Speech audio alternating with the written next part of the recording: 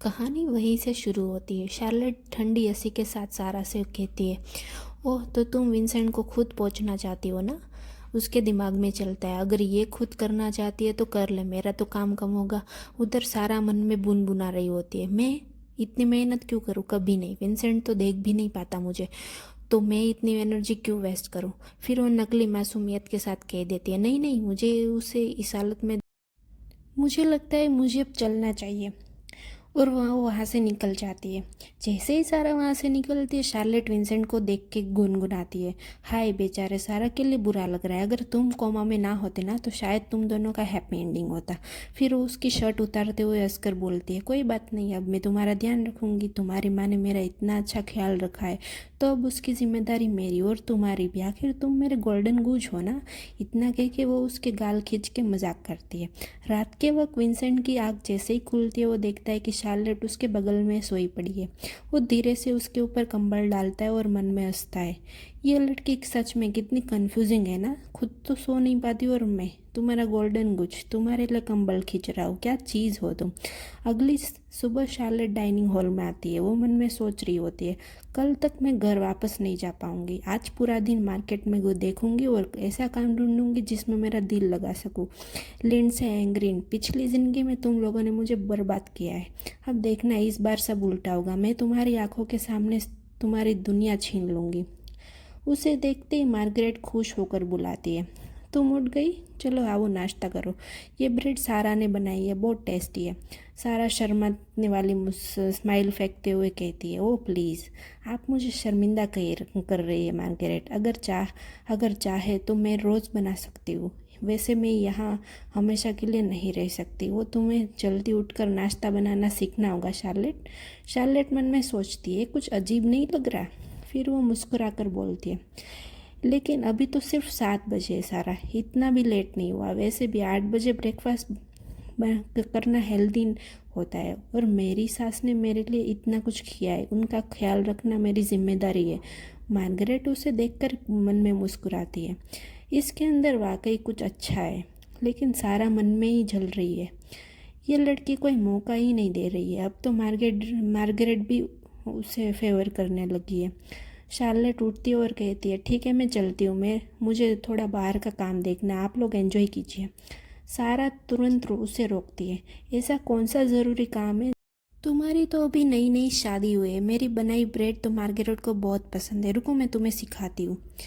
और वह मन में सोचती है, अगर इसने मना किया तो मैं कह दूंगी कि इससे तो अपनी सास की कोई कदर ही नहीं है, और अगर मानी तो मैं गलत तरीका बताऊंगी ताकि इसकी ब्रेड मेरे जैसी ना बने। लेकिन शार्लेट उसकी चाल पलट देती है, क्यों ना तुम मारिया को सिखा दो, मुझे तो और भी बहुत सारे काम है और मार्गरेट का काम भी करना पड़ेगा मुझे। मार्गरेट मन में खुद खुश हो जाती है, मुझे तो उम्मीद नहीं थी कि इतना भी सोचती है। शार्लेट मुस्कुराकर बोलती है, ओके तो मैं निकलती हूँ, बाय। सारा मन में ही गुस्से में बड़बड़ाती है, मार्गरेट तो इसे और ज़्यादा पसंद करने लगी, कुछ तो करना पड़ेगा। वो तुरंत जहर घोलने वाली आवाज़ में कहती है, मार्गरेट आपको नहीं लगता शार्लेट कुछ ज़्यादा ही करियर के पीछे भाग रही है, शादीशुदा औरतों को तो फैमिली पहले देखनी चाहिए, कुछ कौन जाने बाहर किससे मिल रही होगी। मार्गरेट एकदम कूल होकर जवाब देती है, शार्लेट ऐसी नहीं है, मुझे उस पर भरोसा है। सारा मन में बुदबुद आती है, इसने तो 2 दिन में ही सबका दिल जीत लिया, इसे जल्दी से जल्दी हटाना पड़ेगा। उधर शार्लेट सड़कों पर घूमती हुई थक कर बोलती है, ओफ कितना थक गई, लेकिन कम से कम सब मॉल अच्छे से देख लिए, ब्यूटी बिजनेस तो यहाँ खूब चल रहा है, इस पर और रिसर्च करनी पड़ेगी। तभी उसे आवाज़ सुनाई देती है, मारो इसे और ज़ोर से मारो, और नशेड़ी हमारे इलाके में हंगामा करता है। शार्लेट चौंक जाती, ये तो रेमंड है। वो भागकर पहुंचती है, रुको मार डालोगे क्या उसे, जानते भी हो ये कौन है, ये रेमंड ल्यू है। गुंडे हड़बड़ा जाते हैं, ल्यू फैमिली का वारिस, छोड़ो यार पंगा कौन ले। गुंडे भाग जाते हैं। शार्लेट घबरा कर कहती है, रेमंड ड्राइवर को कॉल करो अभी। रेमंड रोते हुए बोलता है, शार्लेट लिंडसे ने मुझे डम किया, प्लीज़ मेरी मदद करो, तुम तो मेरी बड़ी बहन जैसी हो ना, प्लीज़ उससे बात कर लो, मैं तलाक नहीं चाहता, वो प्रेग्नेंट है और वो बच्चा भी मुझे चाहिए। शार्लेट शॉक में, क्या लिंडसे प्रेग्नेंट है, तो फिर वो विंसेंट से शादी करना क्यों चाहती थी? रेमंड रोते हुए कहता है, उसके लिए मैंने अपनी पढ़ाई, फैमिली सब कुछ छोड़ दिया। प्लीज़ मेरी हेल्प करो। शार्लेट धीरे से बोलती है, सॉरी रेमंड, लेकिन मैं तुम्हारी इसमें कोई मदद नहीं कर सकती। और तुरंत रेमंड की बहन को कॉल करती है, सुनो रेमंड घायल है, डाइटर स्ट्रीट के बाहर आ जाओ। थोड़ी देर बाद रेमंड की बहन सिंथिया लियो आ जाती है। शार्लेट, कितना टाइम हो गया ना, अगर तुम नहीं होती तो मेरा भाई आज हॉस्पिटल में होता। तुम्हारा बहुत बड़ा एहसान है। मैं एहसान नहीं रखना चाहती, तो एक बात बताती हूँ, इंग्रिड ने तुम्हारी माँ की अस्थियाँ कब्र से निकाल ली है, शायद तुम्हें ब्लैकमेल करने के लिए।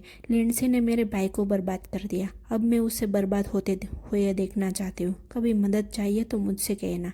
शार्लेट मन में गुस्से से सुलगती है, इंग्रिड, तूने माँ की राख तक चैन से नहीं रहने दी। उधर सारा किचन में होती है, तभी उसे शार्लेट और रेमंड की फ़ोटो मिलती है। अब पकड़ा, अब सबूत मिल गया कि ये लड़की धोखा दे रही है। अब तो इसे गिराने का काम और भी आसान हो गया। और वो फ़ौरन नकली आंसू बहाकर मार्गरेट के पास आ जाती है। ओ माय गॉड, ये सच नहीं हो सकता। मार्गरेट घबरा कर आती है, क्या हुआ सारा? सारा उसे फ़ोटो दिखाती है। मैं तो सोचती थी शार्लेट विंसेंट के लिए सही है, मैंने उस पर भरोसा किया, वो आप आपका और विंसेंट का ख्याल रखेगी, लेकिन देखिए वो तो किसी और के साथ गुलछर्रे उड़ा रही है। भले ही विंसेंट कोमा में हो, लेकिन वो लूक ग्रुप का वारिस है, ये बर्दाश्त नहीं हो सकता। मार्गरेट का चेहरा फीका पड़ जाता है, ये कहीं कोई गलत फहमी तो नहीं? सारा झट से बोलती है, नहीं, मेरी दोस्त ने उसे गले लगाते दिखा है और उसने फ़ोटो भेजी है। मार्गरेट बहुत बुदबुदाती है, शार्लेट तुमने ऐसा कैसे कर लिया? शाम को जब शार्लेट घर आती है, उसके साथ में एक पैकेट था और वो बोलती है, माँ, मैंने सुना है आपको नॉर्थ स्ट्रीट का बर्ड्स नेट बहुत पसंद है, आपके लिए गर्मा गर्म लेकर आई हूँ। वो कटोरी रखती है, लेकिन देखती है कि मार्गरेट चुपचाप बैठी है। क्या हुआ माँ? उससे पहले ही सारा वो सूप बोल जोर से तोड़ देती है। तुम कितनी बड़ी ड्रामा क्वीन हो ना शार्लेट। शार्लेट गुस्से से देखती है, मैंने अपनी सास के लिए कुछ अच्छा किया, उसमें ड्रामा कैसा?